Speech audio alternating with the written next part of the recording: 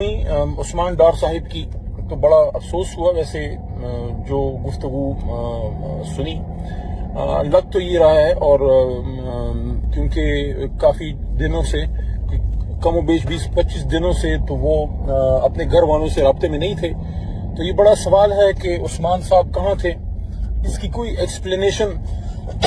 اس interview میں نہیں تھی جس میں یہ بتایا جائے کہ وہ کہاں تھے، لیکن لگ ہی رہا ہے کہ ان کی گفتگو ڈیورس میں تھی یا وہ اپنی رضامندی سے گفتگو نہیں کر رہے تھے۔ بہرحال جو اس میں الیگیشنز لگی ہیں as a Tehreek Insaf spokes مین، میں ان کو بالکل یکسر رد کرتا ہوں۔ تحریک انصاف ایک پرامن جماعت ہے اور سیاسی جماعت ہے، اور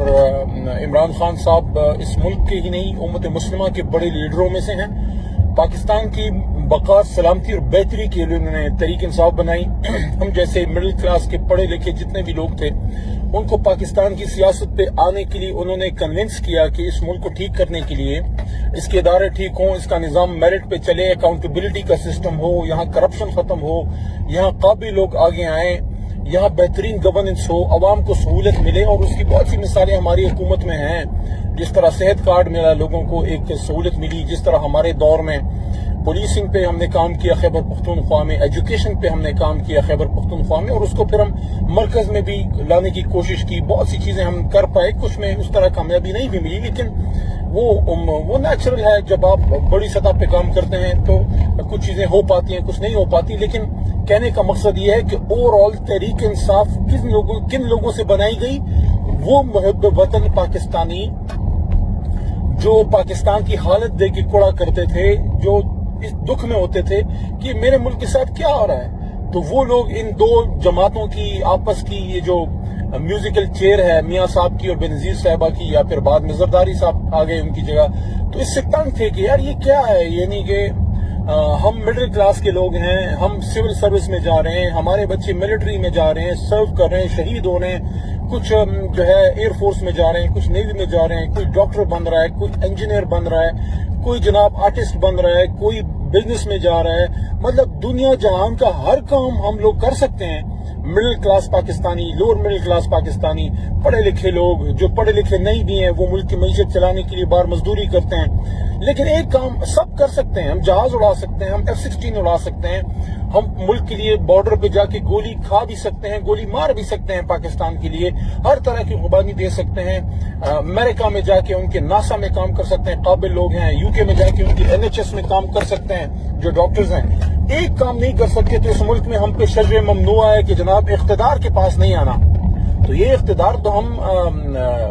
جو ہے اقتدار اعلیٰ تو اللہ کی ہے، اور یہ اقتدار تو عوام کے لیے قائد اعظم محمد علی جناح آج سے 75 سال پہلے، 76 سال پہلے انگریز سے لا چکے تھے۔ پھر کس کو یہ حق ہے کہ وہ یہاں دروازے بنائے کہ اس نے کرنا ہے اور اس نے نہیں کرنا؟ تو یہ جو مڈل کلاس ہے، یہ جو ڈس انفرینچائز تھی، یہ جو پڑھے لکھے لوگ جو سائڈ پہ پھینک دیے گئے تھے، جن کا کام صرف ووٹ ڈالنا تھا، بلکہ اکثر تو ووٹ ڈالنے بھی نہیں جاتے تھے، کیونکہ جو جماعتیں جو لوگ کھڑے ہوتے تھے ان سے وہ مینٹلی اپنے آپ کو کنیکٹ نہیں کر سکتے تھے۔ یار ایک آدمی ہے، محنتی ہے، ایک ڈاکٹر ہے، وہ محنت کرتا ہے، ایک انجینئر ہے، محنت کرتا ہے، ایماندار سرکاری افسر ہے، وہ کیوں جا کے کسی کرپٹ آدمی کو جناب جا کے ووٹ ڈالے؟ تو ان لوگوں کو ایک تھرڈ آپشن دیا عمران خان صاحب نے، ان کو پڑھے لکھے نوجوان اور اچھی لیڈرشپ دی۔ اور میں یہ نہیں کہتا کہ سارے کے سارے فرشتے تھے، غلطیاں ہم میں بھی تھی، ہم میں بھی غلط لوگ ہوں گے اور تھے، اس میں کیا شک ہے، لیکن اوور آل کلچر کیا بنایا؟ پاکستان زندہ باد کلچر۔ ہمارا جلسہ ہو رہا ہے، قائد کا نام ہے، علامہ کا پیغام ہے، اٹھو میرے دنیا کے غریبوں کو جگا دو، کاغے عمرہ کے در و دیوار ہلا دو۔ اس طرح کی تو ہماری جو ہے میسیجنگ ہوتی ہے، جلسوں میں ہوتی تھی۔ ایک سما ہوتا تھا، مجھے آج بھی یاد ہے 2012 میں ایک جلسہ ہم نے لیاقت باغ میں کیا تھا، پرانے ساتھیوں کو یاد آ رہا ہوگا۔ اس میں جب میں آیا، ظاہر اس زمانے میں اب بھی ورکر ہے، لیکن اس زمانے میں چونکہ MNA وغیرہ نہیں تھے تو سٹیج پہ تو جگہ نہیں ملتی تھی، تو میں نیچے کراؤڈ میں تھا۔ میں نے دیکھا دور سے پیچھے علامہ کی تصویر ہے اور قائد کی اور سعد خان کی لگی ہوئی ہے، اور علامہ کا کلام جو ہے وہ اٹھو میرے دنیا کے غریبوں کو جگا دو، یہ چل رہا ہے، یا ایک اور ترانہ چل رہا تھا کہ میرے ہاتھ میں انصاف کا علم۔ یہ اس طرح کا ماحول، جذبہ نوجوانوں میں پاکستان سے محبت کا۔ اور میں نے دیکھا، میں چونکہ نیچے تھا اور سب مجھے نظر آ رہا تھا، تو اس میں جناب فیملیز آ رہی ہیں،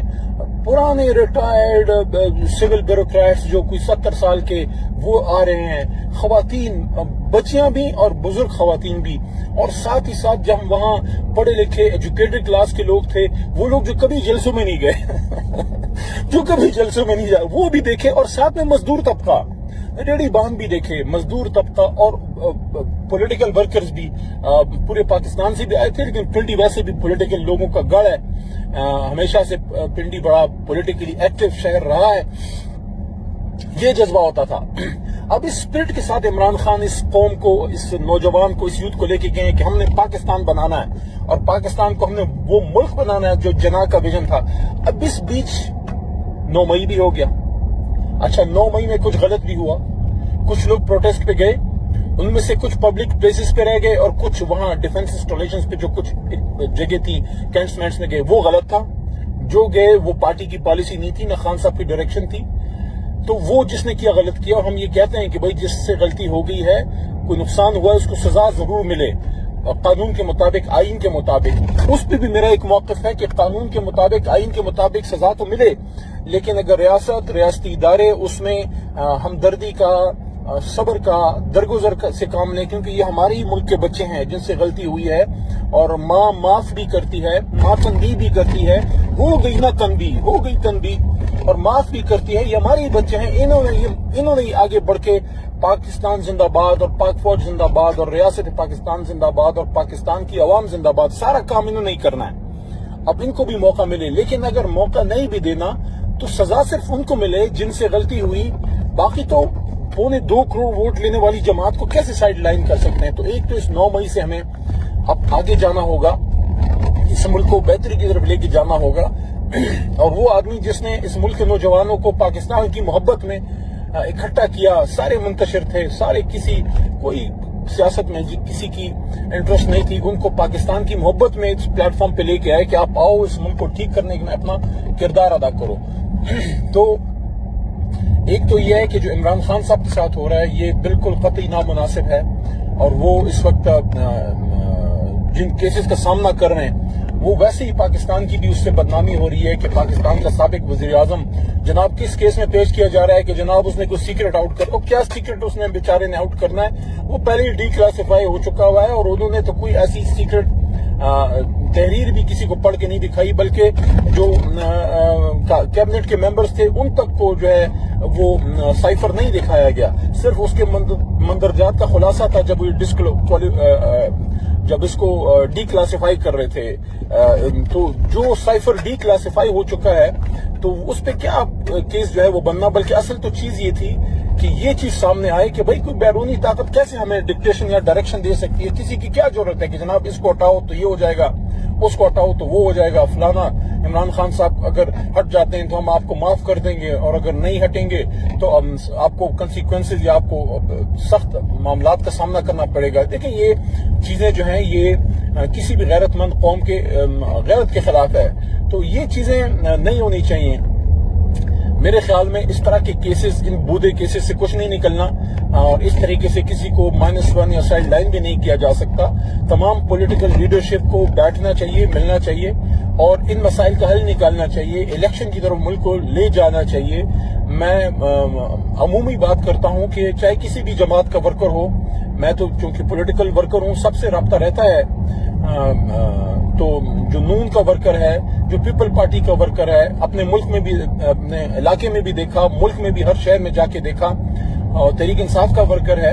सबके सब महबूब वतन पाकिस्तानी हैं। सिर्फ पॉलिसी का इख्तिलाफ हो सकता है, किसी को मियां नवाज शरीफ पसंद है, किसी को जो है भुट्टो साहब की वजह से वो पीपल पार्टी में बिलावल साहब या जरदारी साहब के पीछे खड़ा है, और जाहिर majority of youth Imran Khan साहब के साथ है पाकिस्तान की मोहब्बत में। मेरे ख्याल में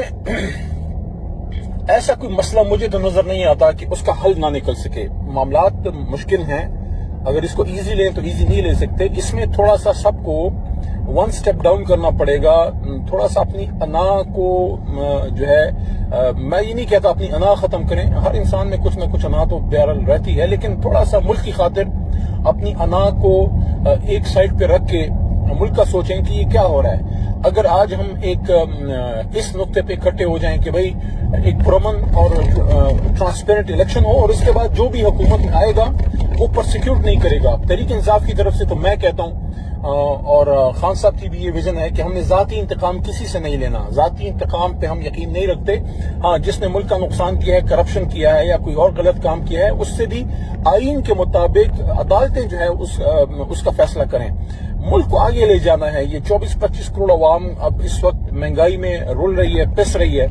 اور اب تو عام آدمی موٹر سائیکل میں بھی پیٹرول ڈالنے کا جو ہے وہ اس کی وس نہیں ہے، اور بچوں کی فیسیں اور مہنگائی اور بجلی کے بل اور دوائیاں اور اس طرح کی چیزیں، یعنی کہ عام پاکستانی اس وقت ہی struggling hard to make its ends meet. ایک مہینہ گزارنا جو ہے مشکل ہو رہا ہے، تو ہمیں اپنے ملک کی خاطر بات کرنی چاہیے اور